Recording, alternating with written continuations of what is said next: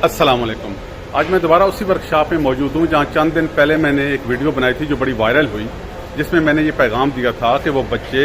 जो middle east में काम के लिए आना चाह रहे हैं वो सिर्फ वर्कशॉपों से काम सीख कर ना आए बल्कि कोई डिप्लोमा, कोई सर्टिफिकेट लेकर भी आएँ।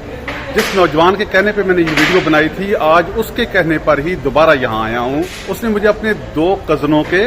वॉइस नोट सुनाए हैं जो मैट्रिक के इम्तिहान से भाग चुके थे, स्कूल छोड़ चुके थे, लेकिन उन्होंने वीडियो सुनी, उनके दिल पर असर हुआ और उन्होंने फैसला किया है कि वो पहले मैट्रिक का इम्तिहान देंगे, अगरचे वो प्राइवेट या भी इम्तिहान दे रहे हैं, और उसके बाद कोई डिप्लोमा या सर्टिफिकेट लेंगे, फिर यहाँ मिडिल ईस्ट के लिए कोशिश करेंगे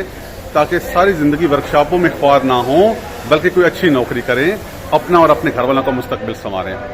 यकीन कीजिए, अगर आपके बात का किसी के दिल पर ऐसा असर होता है तो जो आपको खुशी होती है वो नाकाबिले बयान है। आज मुझे एहसास हो रहा है कि मैंने सोशल मीडिया पे आने का जो फैसला किया है वो दुरुस्त है।